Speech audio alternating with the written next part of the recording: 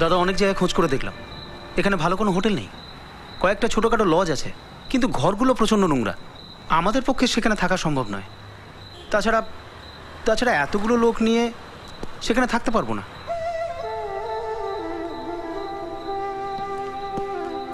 কাকু, আপনি যদি কিছু মনে না করেন, আপনারা সবাই আমার বাড়িতে থাকতে পারেন। আমার বাড়িতে মা একাই থাকে, আর আমার বাড়িটা এখান থেকে খুব বেশি দূর নয়।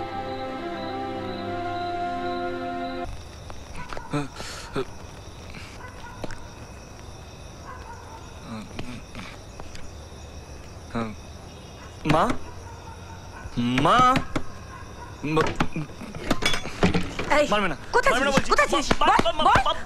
বল 10 দিন হয়ে গেল, একটা কোনো খবর নেই। তুই মরে গেছিস না বেঁচে আছিস সেটা পর্যন্ত জানানোর প্রয়োজন মনে করিস না আমার? না রে, বল কোথায় ছিস? কেন চুপ করে আছিস বল? এই দীপা, এই থানায় ফোন করে ডায়েরিটা ক্যান্সেল করতে বলো তো, আমার অসভ্য বন্ধুর ছেলেটা ফিরে এসেছে। তুমি থানায় ফোন করেছো? না, করবে না। 10 দিন হয়ে গেল আমি পাগলের মতো এদিক ওদিক খুঁজে বেড়াচ্ছি। তোর ফোনটা পর্যন্ত তুই অফ করে রেখেছিস। কেন ফোন অফ করে রেখেছিস? লজ্জা করে না তোর? লজ্জা করে না? আমার বুকের ভেতরটা কি হয় আমি তোকে কেমন করে বোঝাবো?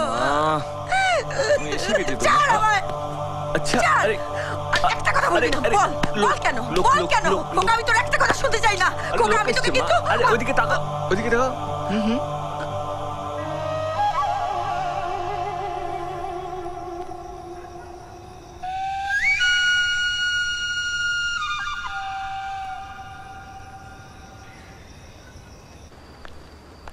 আমার ছেলে কলকাতার রাস্তাঘাট সব চেনে, অনেক লোকের সঙ্গে ওর জানাশোনা।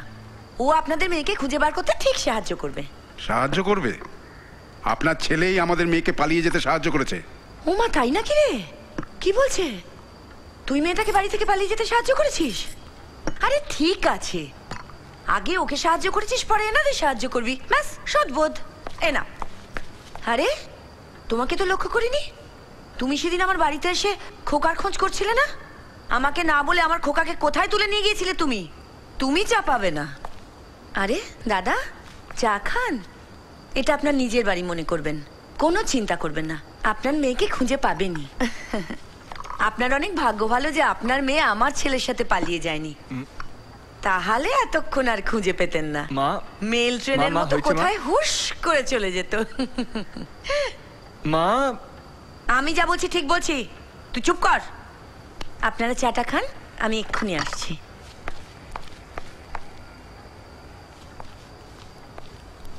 আরে তুই তো 10 মিনিটও এক জায়গায় থাকিস না, 10 দিন ওখানে থেকে এলি কি করে বলতো?